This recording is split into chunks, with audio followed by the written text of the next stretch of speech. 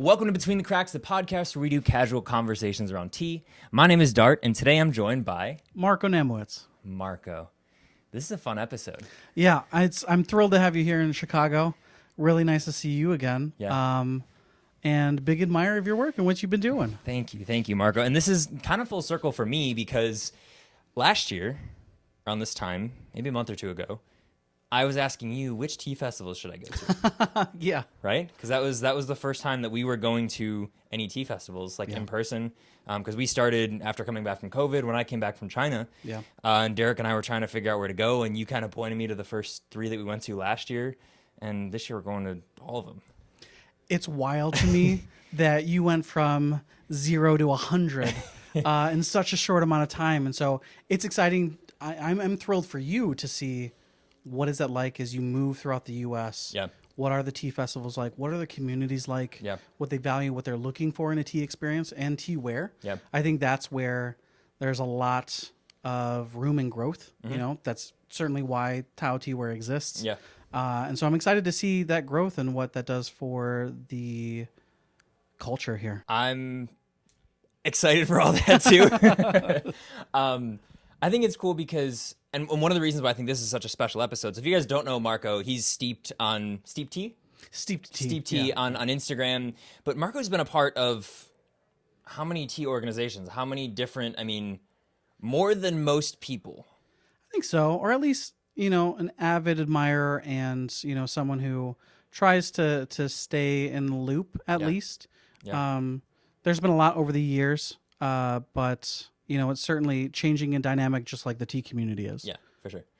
Marco's very humble, by the way. And one thing, the reason that we first got connected was before Toronto. Yeah. Who told me to message you? I don't know. I'm interested actually because I don't remember. Somebody was like, "Have you talked to Marco?" Was it in relation to Chicago?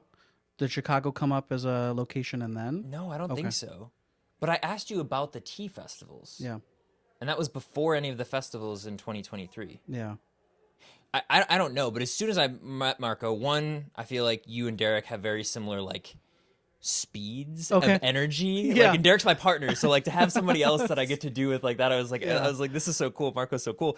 But then also you're so when we met in Toronto and we were walking around on the street, I think it was day 2 of Toronto Tea Fest last year. You were like, "Hey, do you know this person? Do you know this person? Do you know this person?" And I just love the nature of the sharing in community. I feel like every tea company says, "Hey, we care about tea community. Hey, we don't gatekeep. Hey, we want to make sure we're inclusive." But then there's you were just living it. I don't know if I've ever seen any of your posts say anything about hey, I'm inclusive, hey, I'm communal, hey, I'm it's just that's just your being as a member of the community, which I think is really just awesome. And it was just great. Yeah. Thank you. Yeah, I mean, it means a lot. And I certainly, it's just a joy to be part of different communities and see so many different people. I think that we as a tea community, a small win is a win for everyone. Mm-hmm. And there's always room for others at the tea table. And so I think there's the big difference of who's invited to the tea table and then who's asked or invited, and then who's invited to be a part of that or at the tea table pouring or playing a role within that experience. So today we're going to talk about community, because that's one of the big things that Marco has been involved with, and I think Chicago spearheaded a lot of. And I'm interested to hear more about that backstory. And then 2, because I reached out to Marco from his expertise about the tea festivals. So I'm going to everyone this year, but the only one that I went to last year was Northwest in Portland. Nice. So I don't have any experience from pre-COVID stuff, as we just talked about. So Marco does, though, whether he's been or knows people who have been. So I'm interested just to share, have Marco's feedback on if you're interested in going to a tea festival, which one might be the one that makes sense for you coming up. So, yeah. I'm excited to dive into it. Yeah. Thank you. So in the warehouse, obviously, we are in Chicago. Yeah. Chicago Tea Festival is why we're here. And let's see, Derek's in Genshui right now. So we have 20 new individual types of teapots coming from Genshui. That's incredible. 2 or 3 teacups and a handful of tea bowls and one-off wood-fired tea bowls. I think it's gonna be. I don't know. I think it may be more unique Genshui pieces than anyone is selling currently in the market. Nice. How does that feel? It's weird. Yeah. Yeah, because we'll have like, so basically when we went to Genshui, we kind of like every time we go to a studio, we're like, okay, hey, what did we learn from the last studio? What did we learn from the last city we were in, right? And we knew going into Genshui, it's like, okay, all of the tea houses or all of the studios that have 20 pots available right now of one individual type, it's probably not that good. Okay. So like when we go, it's like, okay, if we go somewhere and we can get 20 of that individual pot, that's not going to work. But realistically, when we're buying stuff, we're buying now 20 to 50 of a teapot when we're ordering, because if we don't, like if it's 10, I'll sell out of it instantly. Yeah. Like it just doesn't, so we can't buy one of 10. Okay.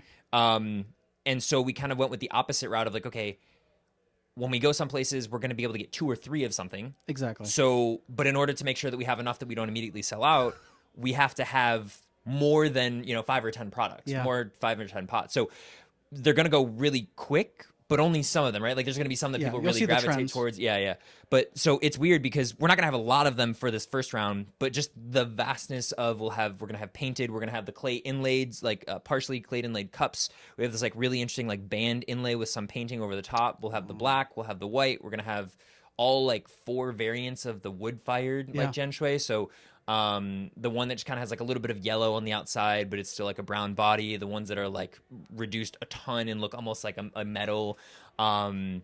And the only thing we don't really have is kind of the standard, like kind of copper colored, and we also have they're like shiburadashis. They're like really wide, big, flat gaiwans. Nice.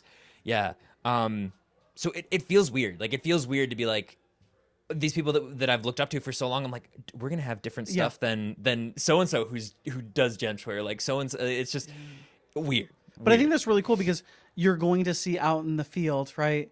Places you go, people you meet. Eventually, you'll get to see those and say, that's most likely because you've kind of introduced some of those variations, which is that's got to feel cool, no?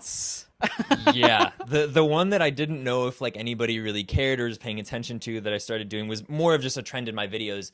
At the end, I kind of sign off with, and it's time to go drink more tea, or I'm going to go drink more tea. And when people email me now, they all have that at the end. That's awesome. It's like full email that I got to go drink more tea, smiley face or wink. And I'm just like, that's crazy. Like it's only been a few months that I've been doing it, but with like, 4 to however many videos a week, it's amalgamated to something already. And it's like, it's been so short of a time, but to get to that point where we see pots or like our verbiage, like we have English names for everything, right? So like Derek and I still say gaiwan, but on the website it says brew cup. That's right. It does. Right. And like the gongdabe, we don't call them fairness cups. And they're not going to get into that right now. We call them pour cups. Yeah. But like some people say pour cups, some people say, and I don't get like fairness cup, pour cup, pitcher, whatever you call it. Like it's not, but it's like for us, the narrative that we wanted to go with, like pour cup fit more with how we were naming the rest of the things in English. You know how it's utilized. Yeah. And then we still have like the Chinese names of everything. Like under Teaware, we have all the lists, and then at the bottom it says Chinese names, and it's not the pinyin, it's like if it was a word. So like gaiwan is capital Gaiwan. Yeah. And if you search in our search bar, it comes up for both. It'll come up. Right. Nice. So like whatever you're searching in, whatever you know, but like for people who don't know any Chinese, all the regions are Chinese, like, because it's just the city names. Yeah. But it's interesting, like hearing people say pour cup or like use some of the terms. Like it's cool, but it's weird. It's weird. Yeah. So Derek's in Genshui. We're here in Chicago. But let's get into the main theme of the day. So let's talk about community. Yeah. I mean, community is often utilized. I mean, there's community, right? Yeah. Or there's community. Yeah. The TEA, nice pun. Yeah. And wow, if we backtrack all the way to kind of what started this in some capacity, I had become so I had become so connected to the community through social media. Instagram, I started my blog in 2018. Yeah. And that came from actually kind of being frustrated in a pivot in my job within the tea industry of being more of an operator within a business and less on the training and development side where I got to do more of the educational piece. Yeah. And so I said, well, I still want to use this creative outlet in some capacity to explore tea. Yeah. And so I started doing that and having tea online virtually. And so I had called those sessions where I would meet people online, take a quick screenshot over Zoom of Steeped with Friends, and it slowly grew into these hour-long sessions, or even more. Some of the longest ones went 8 to 10 hours, where there was just a group of us having tea, gong fu cha. I love that. And just sharing those moments together. Yeah. Log in, log out. And so that had really started, and that was prior to the pandemic. Yeah. And that kept going throughout the pandemic, and I had done a lot of other projects as well. But at its core, it was tea bringing people together. It was the space between the sips. Yeah. It was everything that happens, and not necessarily just about the tea. I love that. I love the space in between the sips. That's tea, right? Like tea is like one of the only hobbies that like the hobby can often be the back burner that just facilitates, but there's no. It's just. I love that, the space between the sips. Yeah. I love that. So that was the driving force of kind of these sessions. And at some point coming out of the pandemic, I realized, how much do I know about my own backyard? Like, I'm in this amazing, incredible city of Chicago. Yeah. I've been born and raised here. Yeah. This is home. But what is the tea community like here? I know people from across the globe, near and far, but I didn't meet everyone. Dobra. Yeah. I live 5 hours from Dobra. I'm literally FaceTiming Gus as he's in Yunnan. Yeah. Like last That's week. wild. And I still haven't been to Dobra, but I went to West China last year. Yeah. I went to Anthea last year. Okay. Right. So like Texas, Portland, but I still haven't been to Dobra. Yeah. Steve My own Adele backyard. and Sohan are incredible people. Yeah. And so coming out of that, we had done a couple tea sessions and stuff in the park, very organic. And that's often how tea meetups begin in people's communities and local areas.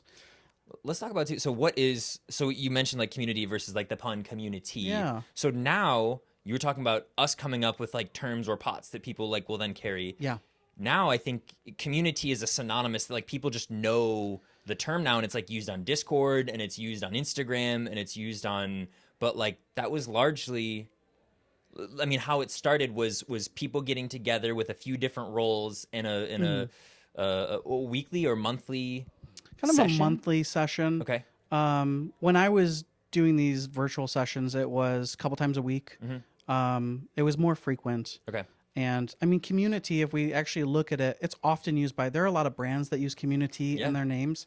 Argo Tea had used it as a core value, community being one. Yeah. If you were to look at their 7 pillars. Yeah. And so it could it- be a lot of different things Yeah. in reality. Yeah. And so that's one thing that we've actually taken a look at, of saying, what would we rename this? Because there are people in this sphere in Chicago that also use it and have an LLC and are this thing. So that's certainly up for debate for us to kind of change. Okay.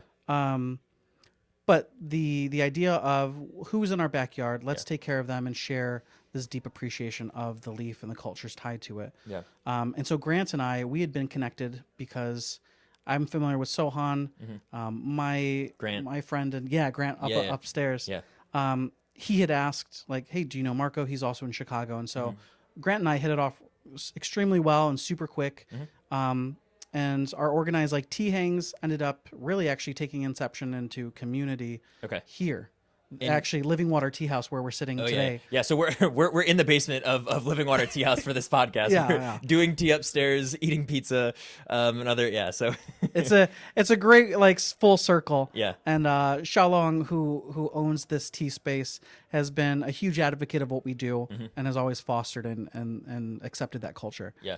And community now is here as well, right? Yep. We also like when you guys do the we'll do it here events, as well. Yeah. So it's in the rotation, which is nice. Okay. So there's a rotation of different venues. Yeah. And so this tea hang ended up, we said there's a good way to do this. This isn't new. We're not reinventing the wheel. Yeah. Let's look to those who have kind of paved this way. And so Sohan was one of the first people that we thought of. Yeah. That's Grant's teacher and mentor. Yeah. So we took a trip actually together for a weekend. It was like actually about 24 hours in total, where we went down, visited West China Tea, hung out. Sohan was busy, but we actually tagged along on a trip that he was doing and helped him pour tea for a group of people. Yeah. So for anybody who doesn't know, Sohan owns West China Tea, partner tea house to Anthea Tea House. So both tea houses that I went to are partner tea houses so they have similar teaware. Not all the same. Like it's very different. Like Sohan's tea house feels like Sohan's and Steve's feels like Steve's. They're very different. But so Sohan's down in Texas, and so they went down. So you guys went down to Texas to West China Tea. Just spent the weekend, got to meet him in person. You know, we've worked together in the past virtually, and Yeah, yeah. through me working with Grass People Tree and what he does, a lot of cross and overlap. Yeah. And so we came back with a clearer vision of what that could look like, of a community-run initiative that allows the public to receive gong fu cha and tea service in some way, but because we're not our own cafe or anything, Yeah. we're nimble. You know, kind of made it into like this third space where we can operate. And isn't it it's an event that's free with an opportunity for donation, right? Yeah, So more than welcome for donations, and those Yeah. go to those who are Facilitating. pouring and facilitating the experience. Yeah. Which is real. I think that's like a big part of it. Not that even doing a tea session is very expensive necessarily, like if you go into a tea house, but like I think that's a really integral part of like, hey, you want to bring your friend for some free tea, and like we were talking about this earlier with, I don't remember who I was talking with at the festival. I think it was Tom.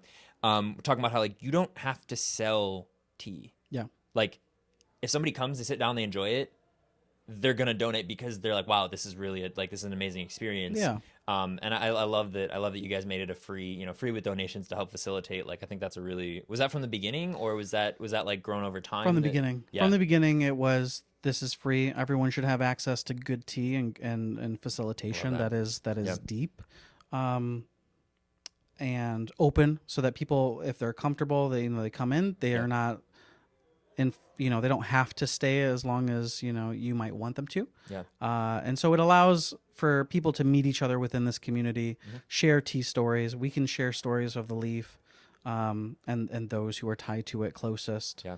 And so that's the responsibility of how do you hold space and maintain space for others to learn. So that's a big aspect of it. And so we kind of got together and said, what is this? What do we call this? Yeah. And we're the Chicago Tea Collective. Yeah. That's something that we had kind of founded, and it's just the community run aspect of this. And community is one of those things that we continue to do, but it's not the only thing, right? We've talked about what are the ticketed events that we also support. Okay. We can amplify those within the tea community on what their project is. If they're That's really cool. selling zines that are related to tea or have a gallery showing, that's for us to also support those people. Yeah, I love that, and I talk about this a lot in relation to making content and making video content, like specifically about how like we need more non-vendors making content, right? Like we need more people in the community, and like I know that you were blogging and you started with blogging in 2018. You said, and I love what blogging represented then. But I think it needs to be videos now, which obviously anybody who watches my content knows, like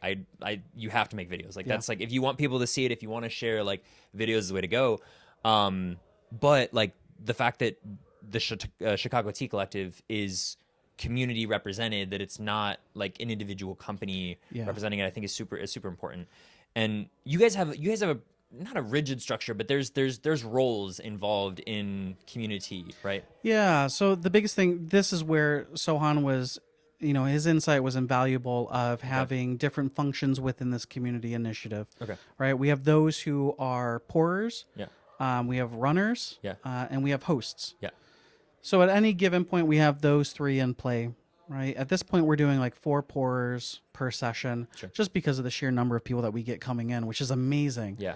We have usually one host, and then we have a couple different people as runners. And what they're doing is they're changing water, replenishing anything, maybe grabbing cups, kind of cleaning up around everything that's being facilitated. The host is introducing the collective, what we stand for, how the night works, right? Yeah, a lot of people will come in and they're expecting mugs of tea. And so we break it down a little bit. And then when they get into the session, those who are facilitating the space get to invite them, introduce them to everyone else around that table, and start some new tea. Yeah. And I think, because I'd asked you about it, because I want to do some community locally. Yeah. And I haven't had a chance yet, because I haven't been home long enough to. Yeah. Oh, certainly. But when we talked about it too, it's like that's the developed concept. Yeah. So like somebody who wants to start community locally or an event similar, the pourer and the runner and the host may be the same person in the beginning, or it may be 2 people to run it. And then like when you get to that point of you have enough people where you have somebody constantly pouring, okay, then maybe you need a runner who can also be the host, or before it runs into. But I think that's like a really, really like not low effort and like easy to get off the ground kind of way. Like, can you get a space where somebody's interested in letting you host? Yeah. And like, if you have tea, which I think a lot of us have an abundance of tea that we can, bring to the table for new tea drinkers.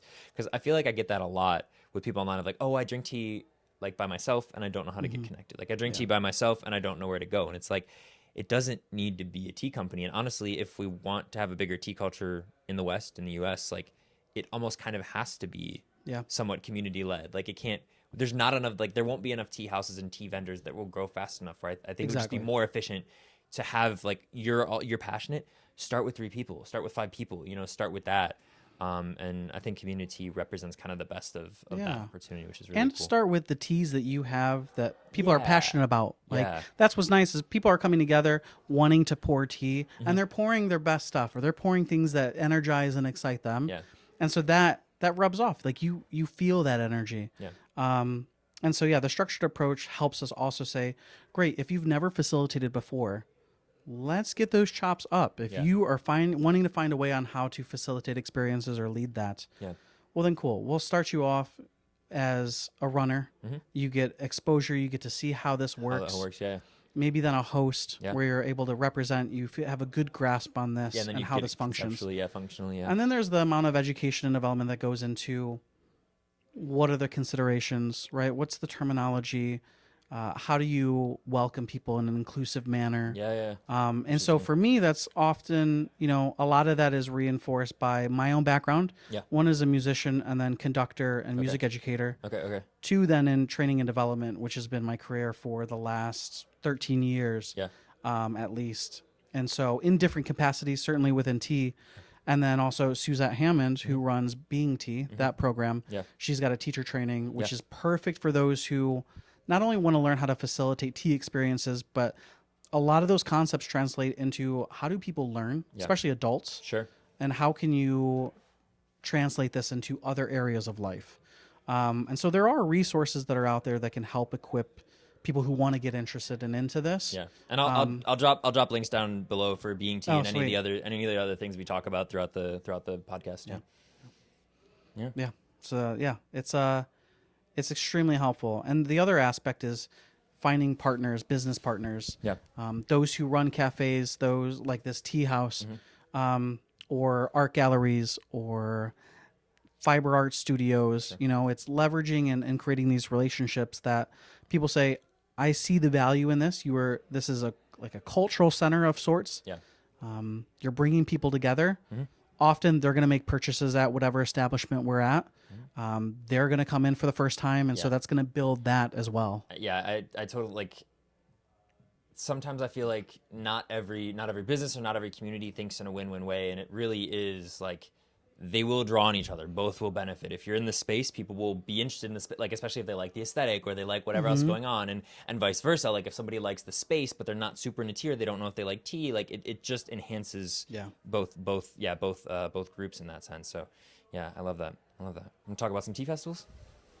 Yeah, let's go into tea festivals. My knowledge and experience is limited. There's no way that I know for sure. Okay.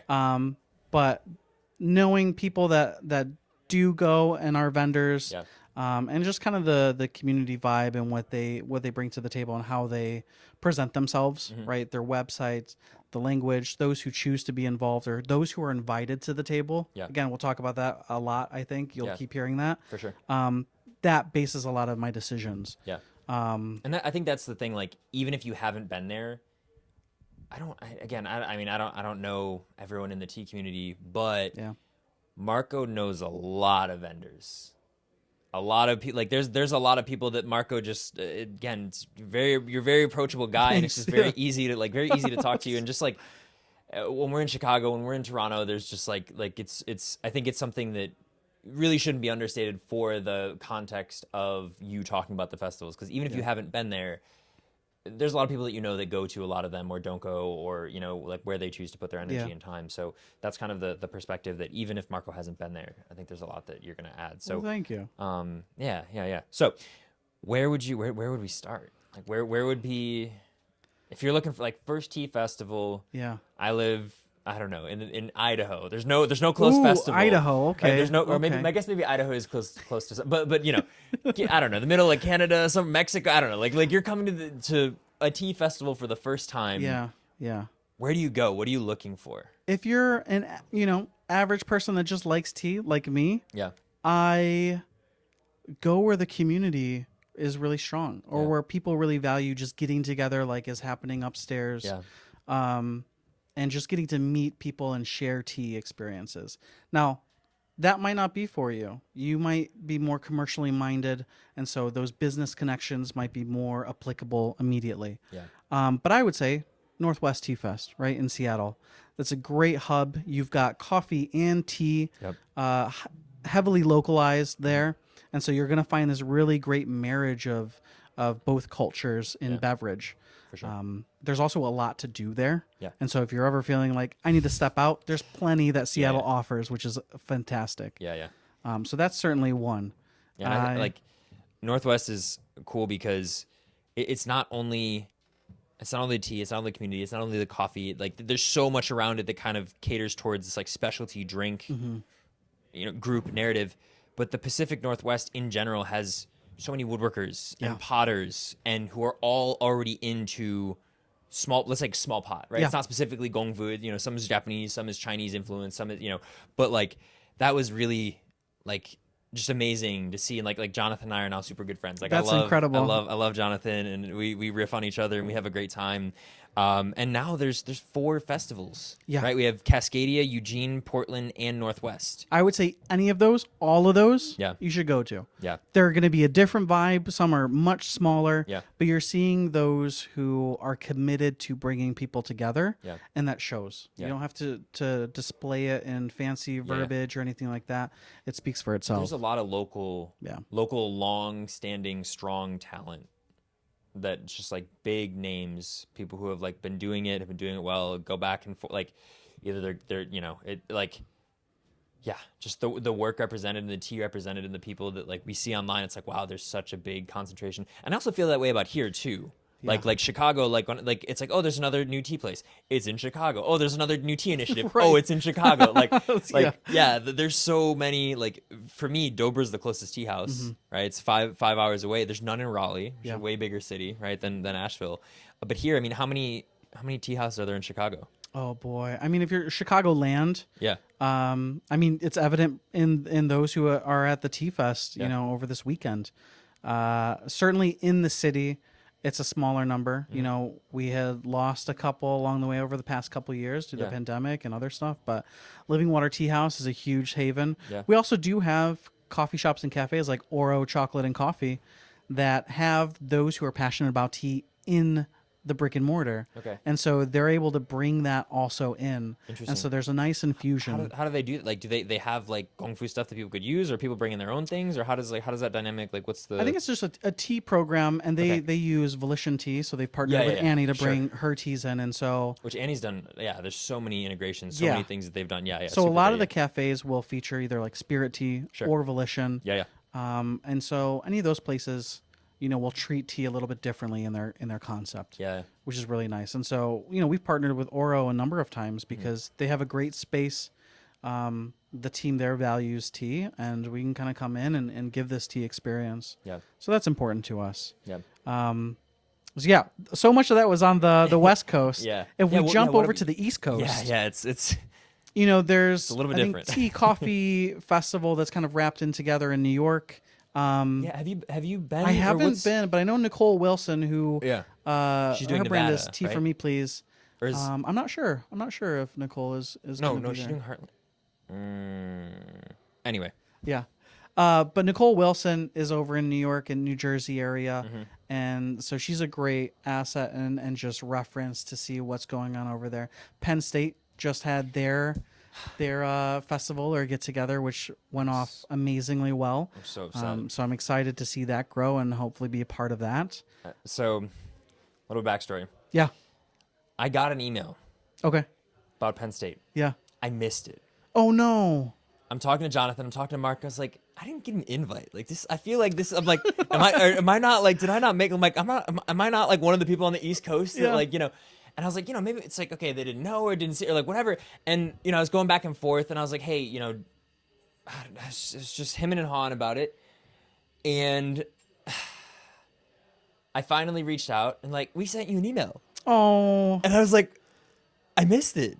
And it was last weekend. Oh, okay. Yeah, yeah. Right? Like it happened last past weekend, yeah. Jonathan was there. Mark was there. Yeah. That was the first time they got to meet in person. There's some big names, yeah. And again, for me, I hang and talk with potters more than I do with tea vendors, just because that's like the kind of the nature of my world. Yeah. So super good friends with both of them. Everything wanted to be there, and we have Chicago this weekend, and then Eugene is next weekend. I think Eugene is next. Yeah, Eugene's next weekend. Nice. So I'm here this weekend, and then Eugene next weekend, and I was like, I can't do 3 weeks in a row. Yeah. Like I just wasn't prepared for it, and so I wasn't able to go. And like two of my best friends were there, and I was like seeing the stories, and I'm seeing the Instagram posts, and I'm like, I just want to be there. Like they were giving presentations, and like Mark also plays Magic, and so we were gonna get to play some Magic, Nice. and we didn't, and I'm very sad. I'm so like it was a great. I'm so happy with how it went. Like the names they brought for the speakers was amazing. First year vending, so like that wasn't like the main focus, but I think like as it grows, as they continue, like there's gonna be more opportunity for other tea companies, other vendors, other speakers, but. Their speaker list was solid. It was a good group. Yeah, it was solid. They had some good speakers they pulled together for the first, and the fact that it was university backed. Yeah. Completely different ballgame. Wild. Having funding to be able to pay presenters and bring them in changes the whole game. That was my point that I was going to add. The fact that they are compensated is huge. Amazing. Because that often is a deterrent for being able to participate. Like, Toronto isn't in the States, but Toronto Tea Festival is on my list for must go to. I had the privilege of presenting this past year in January, because the community is just so strong, and the vendors who are there, and just being able to explore Chinatown in Toronto. I mean, we did that like 2 years ago, right? I know. Yeah, or that was last another year. one that I couldn't vend at. The timing didn't work, and so I was like, all right, can't go. But Toronto's another. It feels great. Yeah, it feels great to be in Toronto. And then of course, Chicago. We're here, right? Yeah. We're here because there's a tea festival going on. It's so great. And it's great that the first one was in 2019. Because of the pandemic, 2020 was virtual, and so it's been a hiatus. And to see that back here, and with such strong reception, is great. Right? You're hopeful for the years to come, and so certainly I think Chicago is one to watch out for. Yeah, I'm excited. So one of the things I want to do is I want to start doing tours of tea houses. And overviews of tea festivals, like on our YouTube channels, like a separate playlist for like, hey, you want to check out like different tea houses? Here's the vibe. Here's what it looks like. Tea festivals, what it looks like, and like walking into the Copernicus Center. And I know that it's a different venue. It's been a different venue, and I don't know if it'll be there next year. Yeah. But like it's an old building, and it has that old building smell and vibe, and the bricks, and like it's history. It's history, but it's so different than like Portland. Most of the vendors are outside. Yeah. And Northwest feels like a convention center. Yeah. Like at least for, the last the last year of me going through it. So like that just feels completely different as a vendor, like the space, the lighting, the energy, the number of vendors, like it just changes the dynamics of the festivals. I mean, Toronto's in that library, which was like built in the 70s, and it's gorgeous architecture. Yeah. But you walk in and you're on level 1 of this library, and you're like, I got to be quiet. Yeah. There are people possibly like doing work here, and then you get up onto like the second or third floor or whatever and then the doors open and it's rowdy. You hear the life of glasses clinking, tea being poured, laughter. So it's a wild shift between the two. And that's why, like, I feel like we have to capture it. Like, people have to see it because there's so many people, and it's crazy to me that like people are again drinking Gong Fu tea, potentially brewing by themselves. And when I tell, like, when people like message me back on Instagram or on the stories or whatever, they're like, I've never been to a tea festival, and I'm just like, whoa. Yeah. Like for me, it was like, okay, I was in China, and so that was like why I didn't go. And then like that, but it's like people haven't seen, they don't know what the difference, like they don't know what the feel is or what to expect. What to expect. Yeah. And so I think that's like, I'm really excited to kind of start digging into those videos. I mean, it's going to take time because it takes the years to roll it out. But so what would be? So we talked about kind of the Pacific Northwest, and then Chicago, and then New York. And what would be, I don't know, I feel like it's kind of a loaded question. If you're looking for not, how do I say that? If you're looking if you for don't want to be, if you're looking for the consumer experience, right? That's one thing. Yeah. Right. Where's the one place that maybe if you're a consumer, you don't necessarily want to go to, but if you're looking for like more business connections, like, okay, you have to go. I think World Tea Expo is Yeah. certainly, the big one in Vegas. Yeah.